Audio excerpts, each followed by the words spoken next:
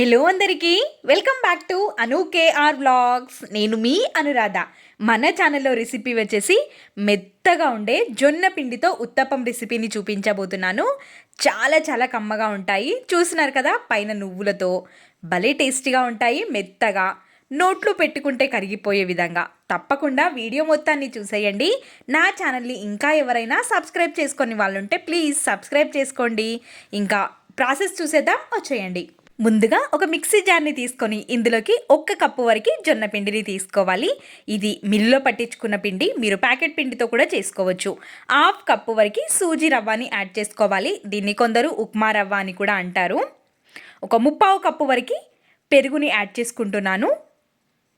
1 cup వరకు వాటర్ని add చేసుకోవాలి. మీకు కావాలి అనిపిస్తే ఇంకా కొద్దిగా వాటర్ని వేసుకుంటూ వీలైనంత మెత్తగా మిక్సీ పట్టుకొని తీసుకోవాలి. నాకైతే ఇక్కడ 1 కప్పు మీద కొన్ని వాటర్ అయితే పట్టాయి. మిక్సీ పట్టుకొని తీసుకున్న ఈ పిండిని ఒక మిక్సింగ్ బౌల్లోకి తీసుకోవాలి. కన్సిస్టెన్సీ అనేది చూస్తున్నారు కదా, ఈ విధంగా ఉండాలి. ఇప్పుడు ఇందులోకి ఒక 1/2 టేబుల్ స్పూన్ వరకు వంట సోడా, రుచికి సరిపడా సాల్ట్ని వేసుకోవాలి. సాల్ట్ నేను ఒక 1/2 టేబుల్ స్పూన్ వరకు తీసుకుంటున్నాను. ఇక్కడ మళ్ళీ యాడ్ చేసే పని లేకుండా ఇప్పుడు ఈ పిండిని విస్కర్తో కానీ స్పూన్తో కానీ కంటిన్యూస్గా కలుపుకోవాలి.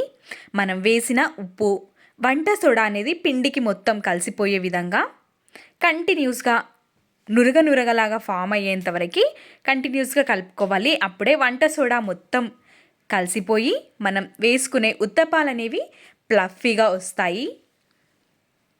చూస్తున్నారు కదా, లైట్గా మనకి నురగలాగా ఫామ్ అయిపోయింది పిండి అంతా. ఈ విధంగా మంచిగా కలిపేసుకున్న పిండిని మూతని కవర్ చేసి ఒక 15 నుంచి 20 నిమిషాల పాటు పక్కనుంచుకోవాలి.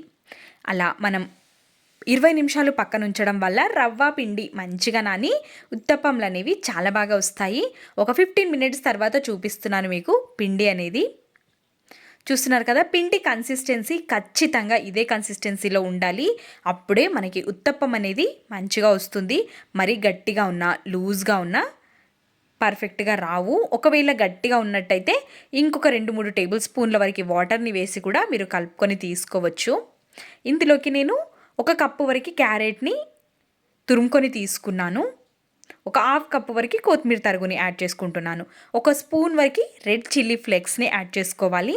రెడ్ చిల్లీ ఫ్లేక్స్ యాడ్ చేసుకోవడం వల్ల రుచి చాలా బాగుంటుంది. 1 స్పూన్ వరకు జీలకర్ర. వీటన్నింటినీ మొత్తం వేసుకున్న తర్వాత పిండిని మంచిగా కలుపుకొని తీసుకోవాలి. మొత్తం పిండి కలుపుకున్న తర్వాత మీరు టేస్ట్ని చూసుకొని కొంచెం సాల్ట్ కావాలి అనుకున్న పైనుంచి కూడా కొంచెం సాల్ట్ని యాడ్ చేసుకోవచ్చు.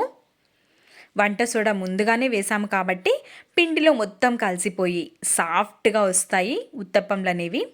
ఈ విధంగా పిండిని కలిపేసుకొని స్టవ్ పైకి ప్యాన్ పెట్టేసుకొని ప్యాన్ మంచిగా వేడిగా అయిపోయిన తర్వాత 1 స్పూన్ వరకు మాత్రమే ఆయిల్ని వేసుకొని మనం కలిపి పెట్టుకున్న పిండిలో నుంచి 2 గరిటెల వరకు పిండిని పెనం పైన వేసేసి లైట్గా స్ప్రెడ్ చేసుకొని తీసుకోవాలి. మరీ దోశలాగా కాకుండా. మనం జొన్న పిండితో వేస్తున్నాం కాబట్టి మరీ మందంగా కాకుండా పల్చగా, నార్మల్గా పల్చగా ఉండే విధంగా వేసుకొని తీసుకోవాలి. పైనుంచి 1 స్పూన్ వరకు నేను నువ్వుల్ని యాడ్ చేసుకుంటున్నాను.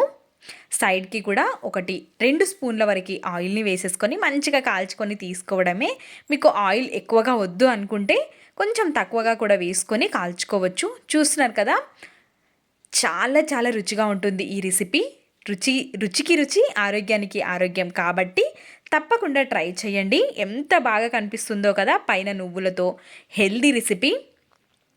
మీకు ఈ వీడియో ఎలా అనిపించిందో మీ వాల్యుబుల్ ఫీడ్బ్యాక్ని కమెంట్ సెక్షన్లో తెలియచేయడం అస్సలు మర్చిపోవద్దు.